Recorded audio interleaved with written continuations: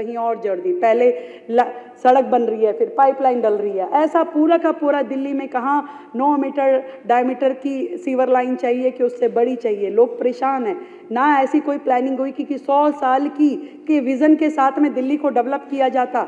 आज जितनी भी सीवर लाइन है, जितनी भी पानी की लाइनें हैं, वो दिल्ली में जर्जर अवस्था में है। लोग उस पानी की लाइन क्योंकि जर्जर है तो उसमें सीवर का मिक्सिंग पानी इस्तेमाल करने के लिए मजबूर हैं। ऐसा पानी आप ये समझिए नहाना धोना तो छोड़ो, घर में पोछा लगाने के भी काबिल नहीं है। और सीवर बैक होना और ओवरफ्लो होना तो दिल्ली का फीचर बन गया है। मैं आपको ये बताना चाहती हूँ कि ये सारी परियोजनाएं रैंडमली ना चलें, प्लान्ड वे में हो। इसके लिए हमने जल क्षेत्र परियोजनाओं के लिए परामर्श सेवाओं के लिए 10 करोड़ रुपए का हेड किया है, जो दिल्ली आपूर्ति और सीवेज सिस्टम से जुड़ी हुई सारी व्यवस्थाओं को खड़ी करने में अपनी एक्सपर्ट राय देगा। उसके लिए 10 करोड़ की लागत का प्रावधान किया गया है। और इसी तरीके से क्योंकि पूरे दिल्ली का जो सिस्टम है उसमें इतना लीकेज है, आप 1000 MGD पानी जो आपको मिल भी रहा है वो भी जनता तक नहीं पहुंच पाता। कुछ तो उसमें जो नहर है, कच्ची नहरें हैं, वो पानी जमीन में चला जाता है, वापस उसमें 30% लीकेज धरती में चला जाता, तो कितना बचा। फिर उसके बाद में कोई पानी चोरी हो जाता है, टैंकर गायब हो जाते हैं, जितना पानी शुरू से चलता है वो आखिरी तक पहुंच ही नहीं पाता UGR तक। इन सारे सिस्टम को चेक करने के लिए हमने SCADA supervisory control and data acquisition system को हायर करेंगे और इंटेलिजेंट मॉनिटरिंग लगाएंगे, मीटरिंग करेंगे। और इसके लिए 150 करोड़ रुपए का प्रावधान किया गया है।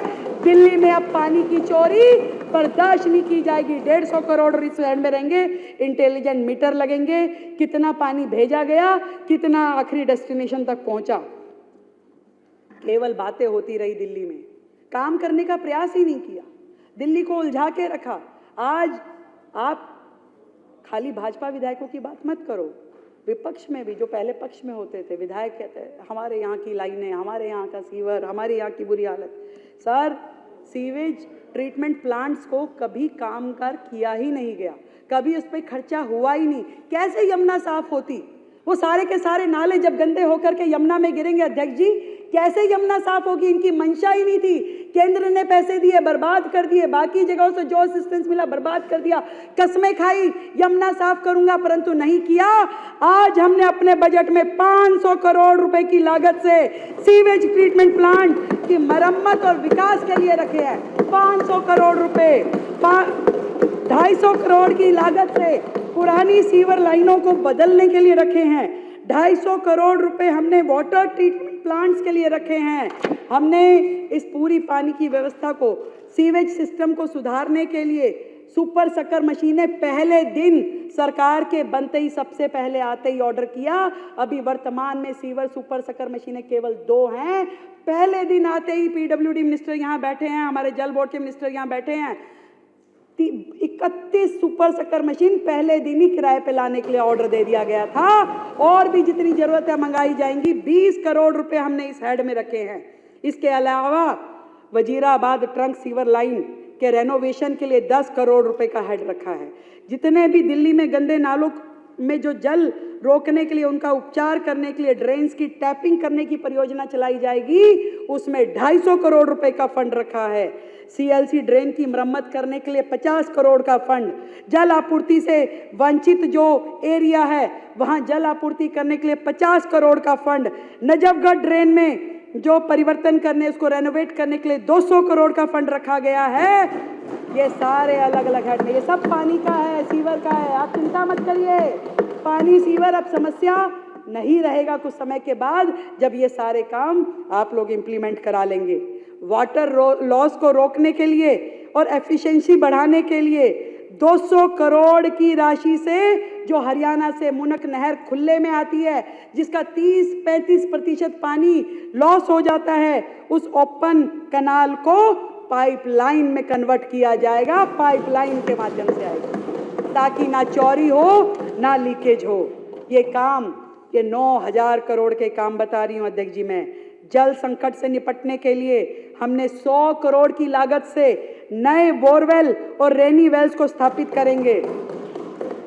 दिल्ली में वाटर बॉडीज के उद्धार के लिए ग्रामीण एरिया से हमारे बहुत सारे विधायक है, बार बार बोलते हैं कि जी वाटर बॉडीज, उन वाटर बॉडीज को पुनरुद्धार के लिए 50 करोड़ रुपए की राशि हमने आवंटित की है और रेन वाटर हार्वेस्टिंग के लिए 50 करोड़ की राशि रखी है और इमरजेंसी वाटर स्टोरेज के लिए 150 करोड़ रुपए की राशि रखी गई है। 150 करोड़ रुपए।